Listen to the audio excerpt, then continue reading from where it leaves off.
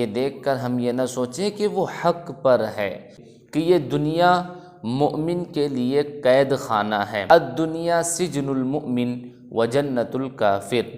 ایک ہی اللہ کو ماننے والے پریشان کیوں؟ اپنے ایمان پر ثابت قدم رہنا ہے۔ السلام علیکم ورحمۃ اللہ وبرکاتہ۔ ناظرین، میں آپ حضرات کو بہت اہم بات بتانے جا رہا ہوں، وہ یہ ہے کہ ایک ہی اللہ کو ماننے والے پریشان کیوں؟ محمد رسول اللہ صلی اللہ علیہ وسلم کی ایک حدیث میں پڑھوں گا اور اس کی روشنی میں آپ کو بات سمجھانے کی کوشش کروں گا۔ اللہ کرے کہ بات ہمارے سمجھ میں آ جائے۔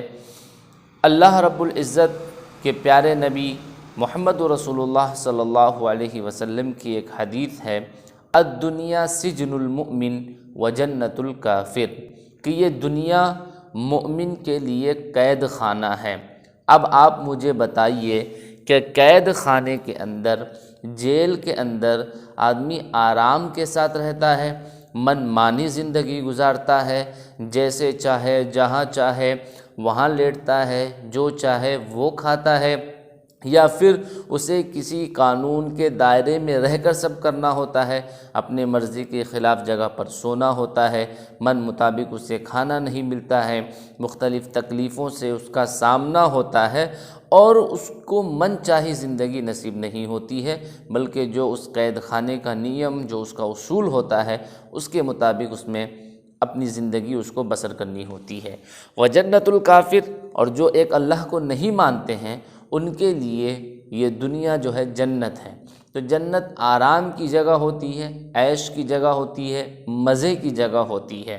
تو اس دنیا کے اندر اگر ہم ان لوگوں کو دیکھیں جو اللہ پر ایمان نہیں رکھتے ہیں، وہ آرام میں ہیں، مزے میں ہیں، اور ان کے ساتھ وقت بھی ہے، حالات بھی اس کے فیور میں ہیں، سب کچھ ان کے مطابق ہو رہا ہے، تو یہ دیکھ کر ہم یہ نہ سوچیں کہ وہ حق پر ہے۔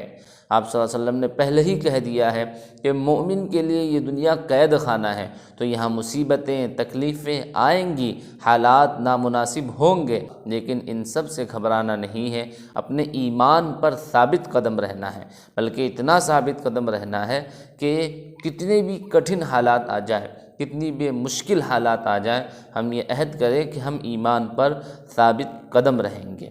تو امید ہے کہ آپ کو بات سمجھ آئی ہوگی کہ ہمیں حالات سے گھبرانا نہیں ہے، اللہ رب العزت کی ذات پر بھروسہ کرنا ہے۔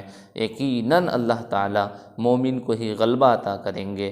جب ہم سچے پکے مومن بنیں گے، انشاءاللہ حالات ہمارے فیور میں ہوں گے، کامیابی ہماری قدم چومے گی۔ اللہ رب العزت ہم سب کو سچا پکا مومن بننے کی توفیق عطا فرمائے۔